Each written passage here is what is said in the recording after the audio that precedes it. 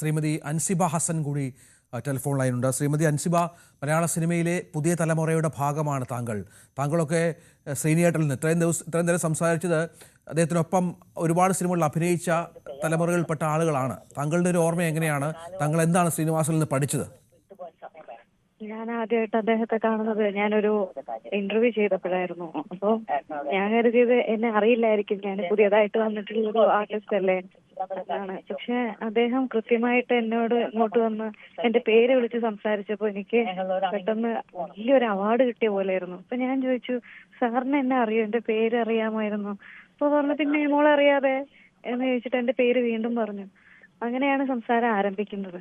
അപ്പോൾ ഒരുപാട് കഥകളും പറഞ്ഞാൽ തീരാത്ത കഥകളുള്ള ഒരു മനുഷ്യനാണ്. അത്രയും സ്നേഹമുള്ള ഒരു മനുഷ്യനാണ്. ആ രീതിയിലാണ് എല്ലാരോടും പെരുമാറിക്കൊണ്ടിരുന്നത്. നമ്മൾ എന്ത് പറയുന്നു അതിന് ഒരുപാട് സ്ഥലങ്ങൾ അർത്ഥമുള്ള രീതിയിലാണ് അതിന്റെ ഓരോ മറുപടികളും കിട്ടുക. അത് നമുക്ക് അപ്പൊ കേൾക്കുമ്പോൾ തമാശയായിട്ട് തോന്നാമെങ്കിലും പിന്നീട് ചിന്തിക്കും, സത്യമല്ലേ അത്, കാര്യമല്ലേ അത് എന്ന് തോന്നുന്ന രീതിയിലുള്ള മറുപടികളാണ് കിട്ടിക്കൊണ്ടിരുന്നത്. അപ്പോൾ എല്ലാവരുടെ ഇതുപോലെ തന്നെയായിരുന്നു. അത് എല്ലാത്തൊരു നഷ്ടമായിപ്പോയി, പെട്ടെന്ന് അക്സെപ്റ്റ് ചെയ്യാൻ പറ്റുന്നില്ല. ശ്രീനിവാസൻ, മലയാള സിനിമയുടെ ഏറ്റവും മികച്ച സംവിധായകൻ, തിരക്കഥാകൃത്ത്, നടൻ അന്തരിച്ചു എന്ന ദുഃഖകരമായ വാർത്തയാണ് ഈ സമയത്ത് നൽകാൻ ഉള്ളത്. നമുക്കറിയാം, ശ്രീനിവാസൻ്റെ ഒരു സിനിമാ ജീവിതമൊക്കെ മലയാളിക്ക് എപ്പോഴും കാണാപാഠമാണ്. ചെന്നൈയിലെ ലൈഫുമായൊക്കെ ബന്ധപ്പെട്ട് നിരവധി അഭിമുഖങ്ങളിൽ അദ്ദേഹം പല കാര്യങ്ങൾ പങ്കുവച്ചിട്ടുണ്ട്. പ്രിയദർശനൊപ്പം ആരംഭിച്ച് പ്രിയദർശനൊപ്പം തുടർന്ന് പിന്നീട് മലയാള സിനിമയിലെ മറ്റ് സംവിധായകർക്കൊപ്പവും നിരവധി പുതുമുഖ സംവിധായകർക്ക് വേണ്ടി തിരക്കഥ എഴുതിക്കൊടുത്ത്, വിനയനൊക്കെ അദ്ദേഹം ആദ്യമായി തിരക്കഥ എഴുതിക്കൊടുത്ത് അദ്ദേഹം വലിയ സംവിധായകനാക്കി മാറ്റിയതൊക്കെ നമ്മൾ കണ്ടതാണ്. അങ്ങനെ എത്രയോ റോഷൻ ആൻഡ്രൂസിനെ പോലെയുള്ള സംവിധായകർക്ക്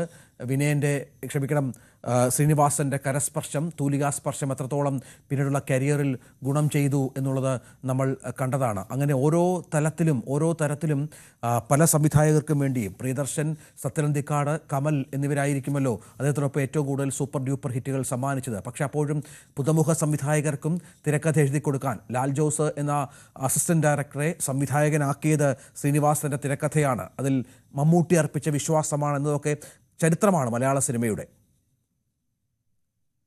ശ്രീ വിനയൻ തന്നെ ടെലിഫോണിലായിരുന്നു. ശ്രീ വിനയൻ, താങ്കൾ ശ്രീനിവാസനൊപ്പം നിരവധി ശ്രീനിവാസൻ തിരക്കഥകൾ സംവിധാനം ചെയ്ത ആളാണ്. സൂപ്പർ ഹിറ്റുകളായ സിനിമകൾ ഒരുപാടുണ്ട്. ശ്രീനിവാസൻ്റെ ഒരു തിരക്കഥാകൃത്ത് എന്ന് ഓർത്തെടുക്കുമ്പോൾ എന്തൊക്കെയാണ് പ്രത്യേകതകളായി താങ്കൾക്ക് തോന്നിയിട്ടുള്ളത്? ശ്രീനിവാസനെ സംബന്ധിച്ച് പറയുകയാണെങ്കിൽ എന്താ പറയുക, ഒരു പകരക്കാരനില്ലാത്ത മലയാള സിനിമയിലെ അതുല്യ പ്രതിഭയായിരുന്നു ശ്രീനിവാസൻ എന്നുള്ള കാര്യത്തിൽ യാതൊരു സംശയവുമില്ല. അദ്ദേഹത്തെ പറ്റി നമ്മൾ സ്മരിക്കുമ്പോൾ അദ്ദേഹത്തിന്റെ ഒരു എന്താ പറയുക, ആക്ഷേപഹാസ്യം നിറഞ്ഞ അദ്ദേഹത്തിന്റെ സാമൂഹ്യ വിമർശനങ്ങളായിരുന്നു അദ്ദേഹത്തിന്റെ സിനിമകളുടെ ഏറ്റവും വലിയ പ്രത്യേകത.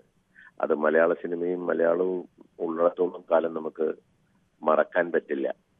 തനിക്ക് പറയാനുള്ള കാര്യങ്ങൾ സിനിമകളിലൂടെ, അത് സിനിമയിലാണേലും അതിന് പുറത്താണേലും മുഖം നോക്കാതെ കാര്യങ്ങൾ പറയാൻ പറ്റുന്ന, മുഖത്ത് ആരുടെയും അപ്രിയമാണോ അവർക്ക് ഇഷ്ടക്കേടാകുമെന്നൊന്നും ചിന്തിക്കാതെ തന്റെ അഭിപ്രായങ്ങൾ പറയാൻ കുറ്റമുള്ള ഒരു കലാകാരൻ കൂടിയായിരുന്നല്ലോ ശ്രീനിവാസൻ.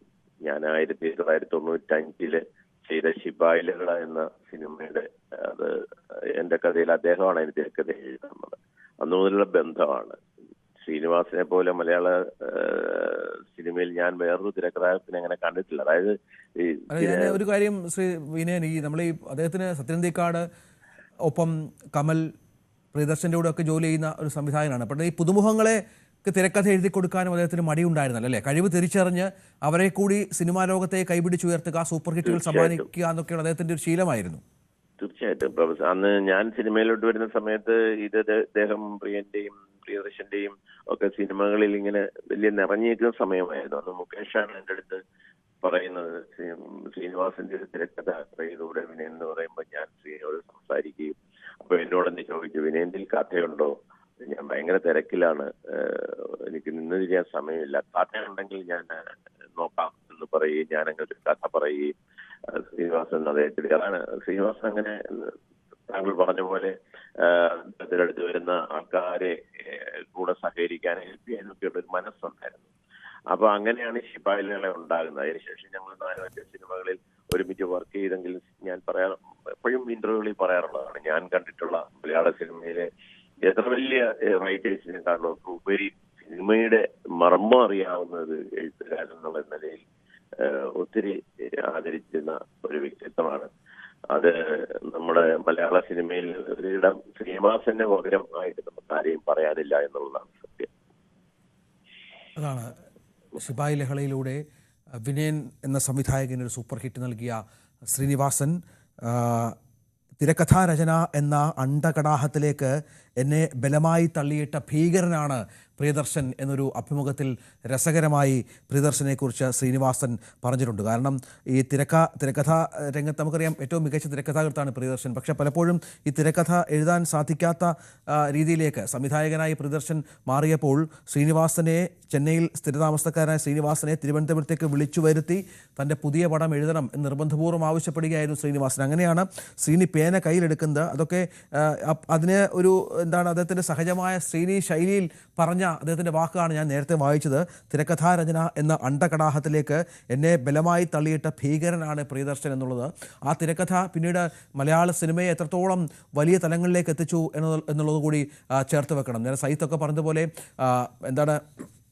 ഫിലിം ഇൻസ്റ്റിറ്റ്യൂട്ടിൽ രജനീകാന്തിനൊപ്പം പഠിച്ചിറങ്ങിയ നടൻ, രജനി എന്ന സൂപ്പർ താരത്തോട്, മെഗാ താരത്തോട് എപ്പോഴും ഒരു വിളി മാത്രം അകലെ ബന്ധമുള്ള ഒരു നടൻ. മലയാള സിനിമയിൽ മാത്രമല്ല തമിഴിലും തെലുങ്കിലുമൊക്കെ അറിയപ്പെട്ടിരുന്ന അദ്ദേഹത്തിൻ്റെ തിരക്കഥകളൊക്കെ വലിയ ചർച്ചയായിട്ടുണ്ട്.